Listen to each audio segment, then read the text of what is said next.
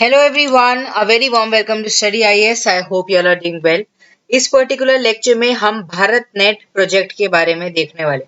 देखो जैसे जैसे डिजिटलाइजेशन के बारे में बातचीत हो रही है, टेलीकम्युनिकेशन के बारे में, नॉर्मल कम्युनिकेशन के बारे में, डिजिटल डिवाइड, ये सब चीजें आपने न्यूज़ के अंदर, करंट अफेयर्स के अंदर कहीं ना कहीं देखी हुई होंगी।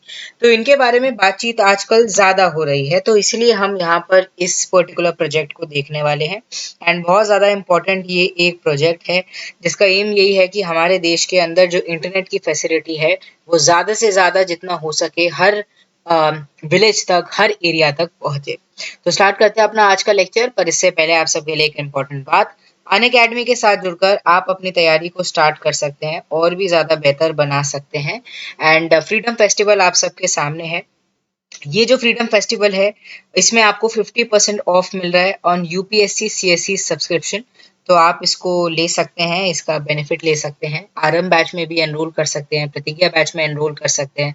And monthly current affairs magazine जो है अनअकैडमी की, वो भी आपके सामने है। आप चाहें तो इसको भी डाउनलोड कर सकते हैं, आपको बेनिफिट मिलेगा। एंड फाउंडेशन सक्सेस प्रोग्राम से भी आप जुड़ सकते हैं। एक बात याद रखिएगा, एक कोड मैं आपको बता देती हूँ, AMS लाइव, ठीक है, AMSLIVE लाइव, ये जो कोड है अगर आप इसका यूज करते हैं तो आपको एक्स्ट्रा बेनिफिट मिल जाएगा। तो किसी भी कोर्स के अंदर अगर आप इसका यूज कर रहे हैं तो आपको बेनिफिट मिलेगा, इस बात का याद रखना, ठीक है। चलो अब देखो, हम यहाँ पर बात करने वाले हैं भारत नेट प्रोजेक्ट की। अभी भारत नेट प्रोजेक्ट इसलिए भी कहीं ना कहीं पहले भी न्यूज़ के अंदर था क्योंकि डिले देखने को मिल रहा था इस पर्टिकुलर प्रोजेक्ट में, जो कि ये बात करता है कि नहीं, हमें सारे ग्राम पंचायत को भी कनेक्ट करना चाहिए थ्रू द ब्रॉडबैंड। एंड जितना ज़्यादा हो सके हमारे देश के हर एरिया में कहीं ना कहीं हम ये फैसिलिटी को लेकर आ पाए, ठीक है। तो ये इसी के बारे में इसलिए भी हम अभी अब न्यूज़ पे अंदर कवर कर रहे हैं। अब ये है क्या, national optical fibre network NOFN, जो कि 2011 के अंदर लॉन्च हुई थी, उसी को कहीं ना कहीं रीनेम कर दिया गया इन 2015 एज भारत नेट प्रोजेक्ट। तो गवर्नमेंट चेंज हुई तो ये प्रोजेक्ट भी हमें चेंज होता हुआ नजर आया। तो ये एक एम्बिशियस प्रोजेक्ट है जो कि ये बात करता है कि हमारे देश के अंदर ब्रॉडबैंड कनेक्टिविटी होनी चाहिए हर विलेज तक, हर एरिया तक। एंड हमारी कंट्री में कहीं ना कहीं सबको एक्सेस मिले। एंड ये बात करता है कि अफोर्डेबल ब्रॉडबैंड कनेक्टिविटी होनी चाहिए 5 Mbps टू 20 Mbps की for all the house hold.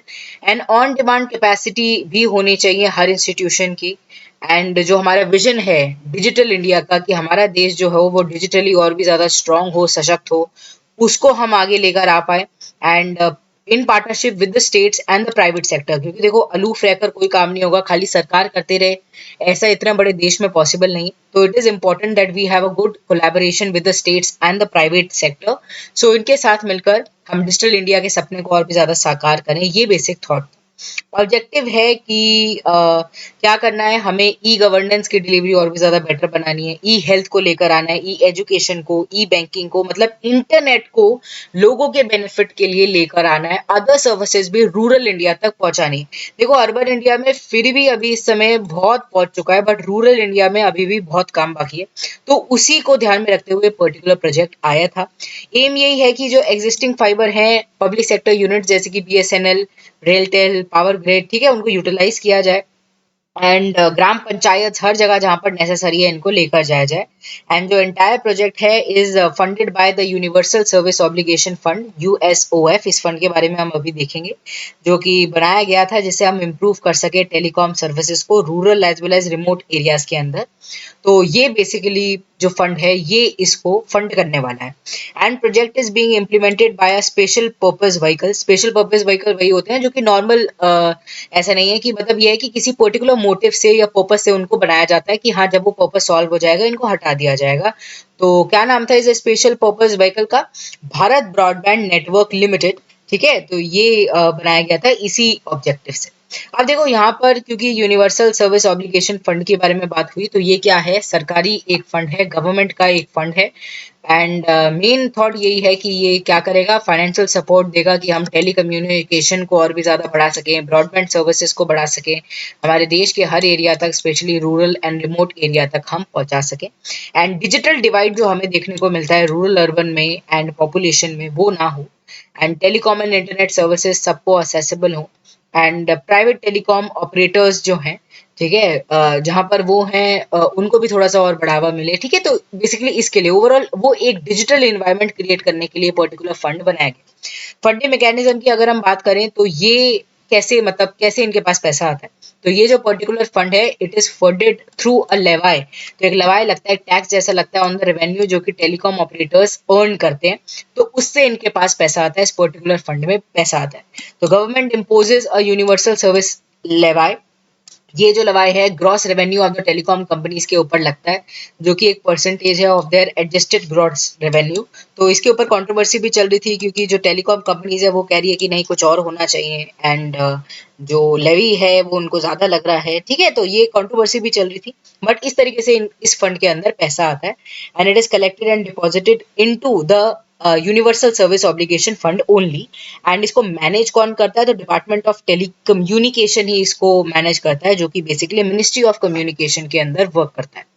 अब यहाँ पर क्योंकि एडजस्टेड ग्रॉस रेवेन्यू की बात हुई, तो क्या होता है ये टेलीकॉम कंपनी के रिगार्डिंग अगर हम देखें, तो जो टेलीकॉम ऑपरेटर्स होते हैं they are required to pay a licence fee and spectrum charges उनको देने पड़ते हैं in the form of revenue share to the government. तो हमारी जो गवर्नमेंट है उनको वो एक पर्टिकुलर परसेंटेज देते हैं as license fee and spectrum charges, क्योंकि वो कहीं ना कहीं उसका इस्तेमाल कर रहे हैं। तो ये जो रेवेन्यू अमाउंट है it is use to calculate revenue share, and इसी को कहा जाता है एज एडजस्टेड ग्रॉस रेवेन्यू। अब ये जो डेफिनेशन है ये कहीं ना कहीं 14 साल से कंट्रोवर्सी के अंदर है। टेलीकॉम कंपनीज कहती हैं कि it should comprise the revenue from the telecom services, whereas जो डिपार्टमेंट ऑफ टेलीकम्युनिकेशन है वो कुछ और कहते हैं। वो कहते हैं कि नहीं, सारे all revenue earned by the operator इसमें अंदर इंक्लूड किया जाएगा, including that from the non core telecom operations. तो यहाँ पर इनका कंट्रोवर्सी चल रहा है एंड इसी से रिलेटेड है ये पूरा। आई होप आपको समझ आ गया होगा, इजी लगा होगा, है ना। एंड ये जो AGR है it is directly basically it impacts the outgo from the pocket of telecom जो कंपनीज हो गई या ऑपरेटर्स हो गए, क्योंकि उनको लग रहा है कि अभी उन्हें ज्यादा देना पड़ रहा है ना। तो इसीलिए वो कह रहे हैं कि नहीं, इसकी डेफिनेशन चेंज करो AGR की, एडजस्टेड ग्रॉस रेवेन्यू की, कि हमको इतना नहीं देना पड़े। तो इसी की यहाँ पर बातचीत हो रही है। चलो, आई होप आपको ये जो प्रोजेक्ट है इसके बारे में समझ आया होगा, इसका जो मेन ऑब्जेक्टिव है ये समझ आया होगा। मेन ऑब्जेक्टिव यही है कि नेटवर्क इंफ्रास्ट्रक्चर पूरे देश में होना चाहिए, नॉन डिस्क्रिमिनेटरी बेसिस पर उसको लेकर आए। अगर अर्बन एरियाज में है तो रूरल एरियाज में भी होना चाहिए। एंड अफोर्डेबल ब्रॉडबैंड कनेक्टिविटी, ये याद रखना है, 2 Mbps टू 20 Mbps हर हाउस होल्ड को मिलनी चाहिए। एंड ऑन डिमांड कैपेसिटी भी सारे इंस्टीट्यूशंस को मिलने चाहिए। डिजिटल इंडिया का जो पर्सपेक्टिव है वो आगे आना चाहिए।